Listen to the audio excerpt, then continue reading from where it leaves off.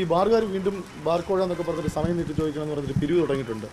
അതൊന്നും കൊടുക്കാൻ പാടില്ല. ഇടതുപക്ഷ സർക്കാർ അങ്ങനെ ഇത്തരം മോശപ്പെട്ട കാര്യങ്ങൾക്ക് നിൽക്കുന്ന ആളല്ല. അതിനുവേണ്ടി ആരും പിരിക്കുകയും വേണ്ട, പിരിച്ചാൽ വിട്ട് കൊടുക്കുകയില്ല.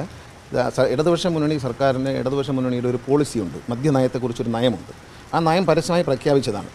ആർക്കും പൈസ കൊടുക്കേണ്ട, ഇവിടെ ആരും പൈസയ്ക്ക് ഒരുങ്ങിയിരിക്കുന്നില്ല. ഞങ്ങളത് അംഗീകരിക്കത്തില്ല. അത് ഈ സർക്കാരിനെ കരിവാരിത്തേക്കാനുള്ള ഒരു തെറ്റായ പ്രചരണമാണ്. അത്തരത്തിൽ ഒരു ബാർക്കോഴയും ഒന്നും നടക്കില്ല ഇവിടെ. ഒരു സംശയം ആർക്കും വേണ്ട. ഇടതുപക്ഷ ജനാധിപത്യ മുന്നണിക്ക് ഒരു മദ്യ നയമുണ്ട്.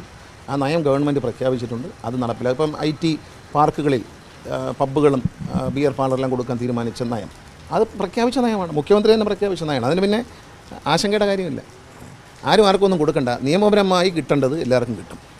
നിയമപരമായി കിട്ടേണ്ടാത്തത് ഒരാൾക്കും കിട്ടത്തില്ല. എത്ര വലിയ പ്രമാണിയാലും കിട്ടത്തില്ല. അതിനുവേണ്ടി ഇവിടെ അങ്ങനെ സ്വാധീനമൊന്നുമില്ല. ഞങ്ങളെ സംബന്ധിച്ച് ഇത്തരം കാര്യങ്ങളിൽ LDF ചർച്ച വരും. ഇത്തരം കാര്യങ്ങൾ ഞങ്ങൾ എടുക്കാറില്ല. ഒരു സംശയം ആർക്കും വേണ്ട. ഒരു കോഴയും ഒരു വിവാദം ഉണ്ടാവില്ല. ആർക്കും കോഴ ആവശ്യമില്ല. കോഴ കൊടുക്കേണ്ടതില്ല.